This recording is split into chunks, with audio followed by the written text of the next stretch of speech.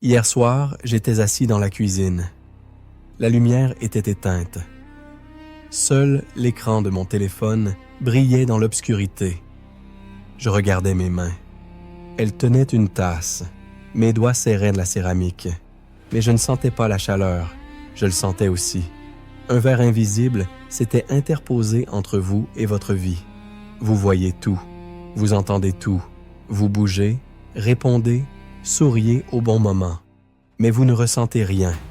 C'est comme si quelqu'un avait activé le mode observateur dans votre propre histoire. Lors d'une conversation précédente, nous avons évoqué la difficulté de simplement exister. Le poids de la seule présence au monde. Aujourd'hui, c'est une couche supplémentaire. Quand la fatigue devient si profonde qu'elle se transforme en distance. Écoutez. J'ai moi-même parcouru ce chemin. D'abord l'épuisement, puis le détachement, comme si l'âme avait reculé d'un pas pour survivre. Et un matin, je me suis réveillé et j'ai réalisé, je ne vis pas ma vie. Je la regarde, à travers un écran, à travers une vitre, à travers quelque chose de transparent et d'impénétrable. La vie est comme un film où vous jouez le rôle principal, mais vous avez oublié votre texte. Vous répondez aux questions de vos collègues. Vous hochez la tête. Vous riez quand tout le monde rit. Mais à l'intérieur, c'est le silence. Une pièce vide. L'écho de vos propres mots qui sonnent comme ceux d'un autre. Vous le sentez? Vous pouvez passer toute la journée en mouvement, réunions, appels, tâches, et le soir venu, ne vous souvenir d'aucun moment où vous étiez véritablement là. Pas physiquement, mais vous-même. Mais le plus étrange commence quand vous réalisez « Cela dure depuis longtemps ». Si cette conversation vous parle, restez.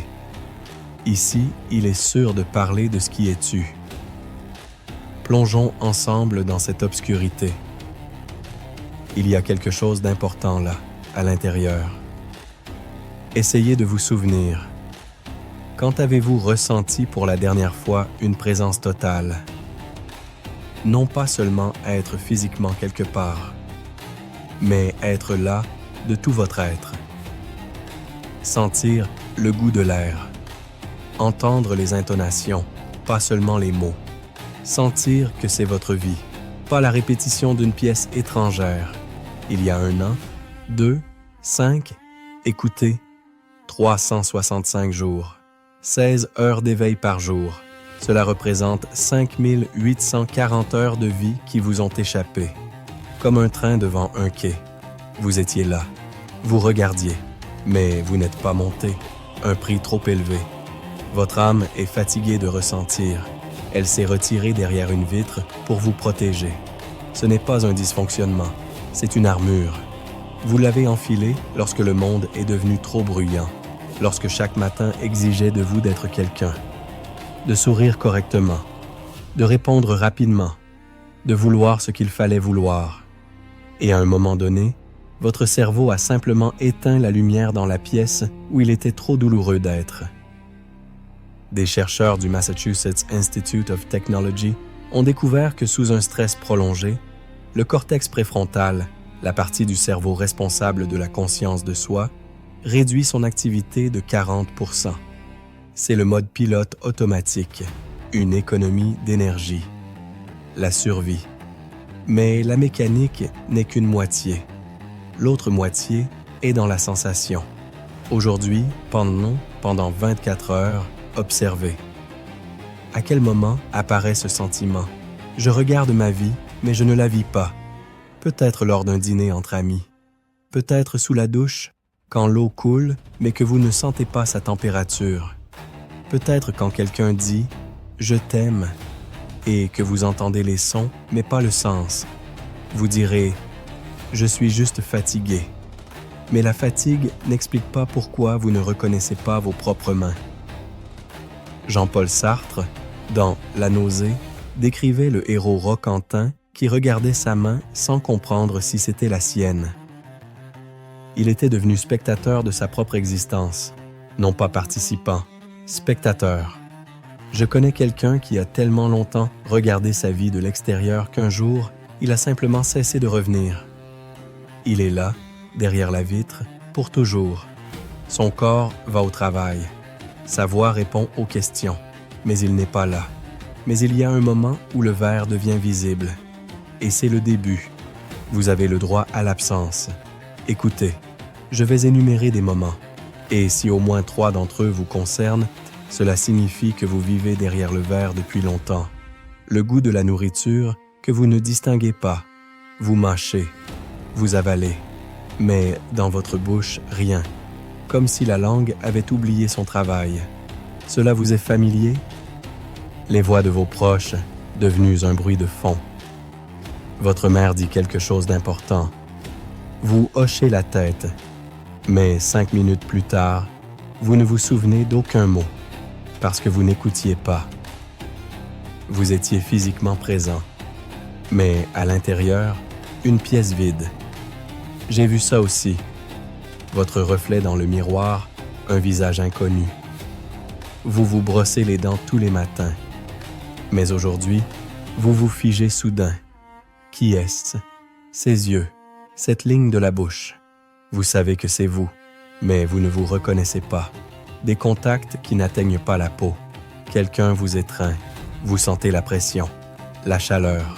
Mais c'est comme à travers une couche de coton. L'information atteint le cerveau, mais pas le cœur. Votre propre rire, qui sonne étranger. Vous riez à une blague, mécaniquement, correctement, au bon moment. Mais le son de votre rire vous effraie parce qu'il n'y a pas de vous dedans. Vous le sentez? La peur de votre propre voix. Vous commencez à parler et vous vous entendez de l'extérieur, ce timbre, ces intonations. Vous jouez le rôle d'une personne qui parle, mais le texte n'a pas été écrit par vous. Alors, froid dans la poitrine, jambes cotonneuses.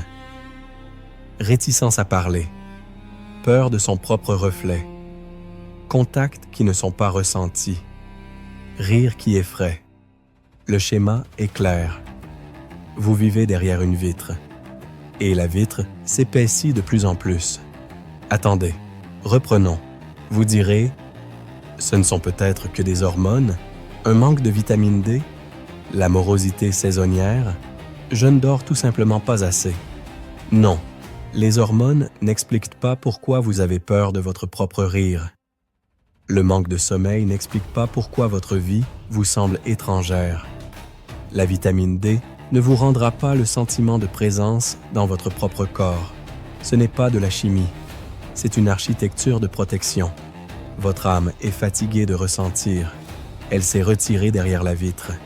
Elle a activé le pilote automatique pour que vous puissiez fonctionner sans douleur. Ce n'est pas une panne, c'est une façon de survivre. Mais voici ce que personne ne dit. On vous a appris que l'absence est honteuse. Soyez ici et maintenant. Vivez pleinement votre vie. Profitez de l'instant. Pratiquez la pleine conscience. Mais personne n'explique quoi faire quand on ne peut plus ressentir ces moments. Quand la pleine conscience devient une torture. Quand, ici et maintenant, est un endroit où il est insupportable d'être. Le monde n'a pas intérêt à votre engourdissement, parce qu'une personne engourdie cesse de consommer des émotions à vendre. Elle n'achète pas de cours de bonheur. Ne croit pas aux citations de motivation. Ne réagit pas à la publicité, vivez plus intensément. Une personne engourdie est un bug dans le système, et cela effraie le système. Étude de l'Université Paris-Descartes, 2021. 68% des Français de 25 à 40 ans ont avoué, au moins une fois par semaine, ils se surprennent à penser « ce n'est pas ma vie ». 68%. Ce n'est pas vous qui êtes cassé. C'est le monde qui exige de vous l'impossible, ressentir au maximum 24 heures sur 24, 7 jours sur 7, 365 jours par an. Et quand vous n'y parvenez pas, on vous dit « vous ne faites pas assez d'efforts ». Vous entendez? Vous ne faites pas insuffisamment d'efforts. Vous en avez fait trop longtemps. Et maintenant, votre âme a besoin d'une pause. Elle s'est cachée derrière une vitre. Pas pour toujours, juste pour souffler. La question est autre. Combien de temps lui accorderez-vous pour ce repos? 1 mois? 1 an? 10 ans? Parce que le verre a la propriété de devenir familier, confortable, sûr, et un jour, vous pourriez découvrir que vous avez oublié comment revenir. Voici ce que je propose. Non pas comme une tâche, non pas comme une thérapie, juste comme une occasion de voir l'architecture de votre absence. Au cours des prochaines 24 heures, observez les moments de détachement. N'analysez pas. N'essayez pas de corriger. Ne cherchez pas de raison. Remarquez simplement. Quand la vie vous semble-t-elle pas la vôtre, peut-être le matin, quand vous vous regardez dans le miroir et ne reconnaissez pas l'expression de votre propre visage. Peut-être au volant, quand vous réalisez soudain que vous avez parcouru 5 kilomètres et ne vous souvenez pas de la route. Peut-être dans une conversation, quand quelqu'un vous dit quelque chose d'important et que vous entendez des sons, mais pas le sens, comme s'il y avait une épaisse vitre entre vous. Peut-être quand vous êtes seul, dans le silence de l'appartement, et que vous réalisez soudain, vous ne sentez pas votre corps. Les mains sont là, les jambes sont là, mais il n'y a pas de connexion. Ne vous précipitez pas pour tirer des conclusions. C'est juste un espace pour vos pensées. Écoutez. J'ai moi-même longtemps eu peur de l'admettre. Il me semblait que si je disais à voix haute « Je ne ressens pas ma vie », elle disparaîtrait définitivement. Comme si les mots matérialisaient la catastrophe. Mais l'inverse s'est produit. Quand j'ai nommé le verre, il est devenu visible. Et ce qui est visible peut être touché. Non, toucher n'est pas le bon mot. Plutôt, le reconnaître. Lui donner une place dans sa réalité. Cesser de faire semblant qu'il n'existe pas. Parce que le plus dangereux dans ce verre, ce n'est pas sa présence. Le plus dangereux, c'est de faire semblant de ressentir encore. Vous avez le droit à l'absence. Vous avez le droit à l'absence. Même si le monde exige votre présence 24 heures sur 24, vous avez le droit à l'absence. C'est votre façon de survivre dans un monde qui ne vous laisse aucun répit. Vous entendez? Votre engourdissement n'est pas une trahison de la vie. C'est une protection contre son intensité insupportable. Mais il y a un moment où la protection se transforme en prison. Attendez. J'ai vu des gens qui ont vécu si longtemps derrière le verre qu'ils ont oublié qu'on pouvait en sortir. Ils y ont aménagé une pièce, accroché des tableaux, pris des habitudes, appris à sourire à travers le mur transparent. Un de mes amis, Marc, 38 ans, architecte. Il me racontait « J'ai cessé de ressentir à 27 ans. Je pensais que c'était temporaire. 11 ans se sont écoulés. Maintenant, je ne me souviens plus ce que c'est que d'être dans ma vie. » Il n'a pas l'air malheureux. Il fonctionne, travaille, communique, rit même parfois. Mais quand on le regarde dans les yeux, il n'y a personne. Demain, nous parlerons de la couche suivante, de ce qui se passe quand vous êtes parmi les gens, mais que vous vous sentez invisible, de l'invisibilité intérieure, quand on ne vous remarque même pas en compagnie, quand vous criez, mais personne n'entend, quand la présence devient une forme de disparition. Mais aujourd'hui, observez simplement. Parce que le plus effrayant est encore à venir. Le verre entre vous et le monde. La vie comme un écran, le pilote automatique, l'engourdissement comme une armure. Vous n'êtes pas brisé. Vous avez simplement reculé pour respirer.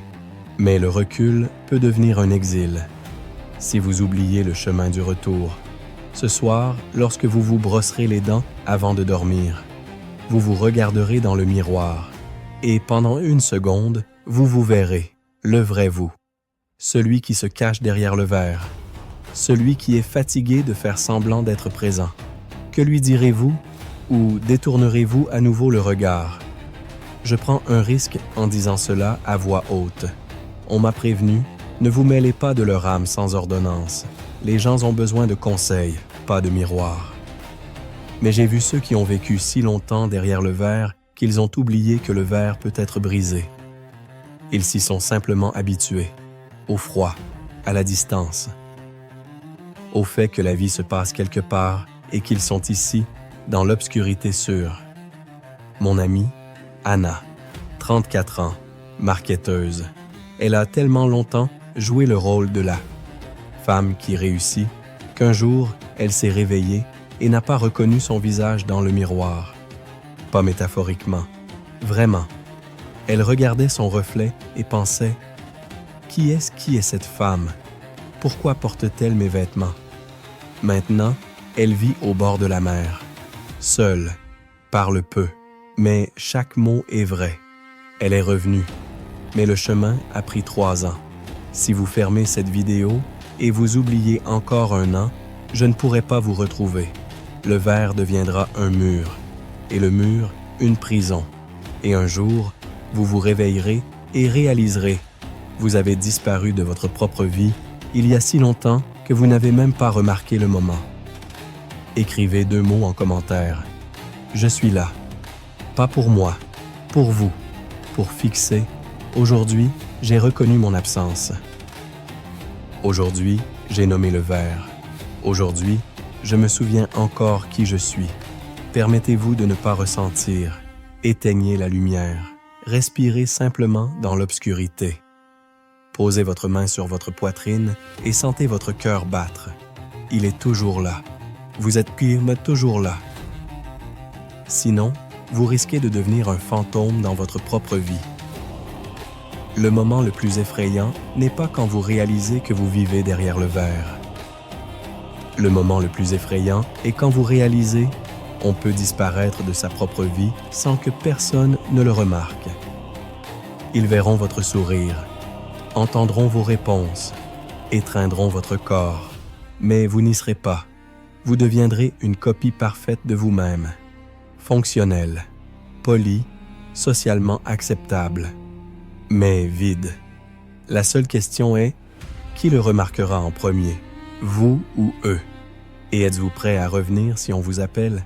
Ou le verre est-il déjà devenu votre maison?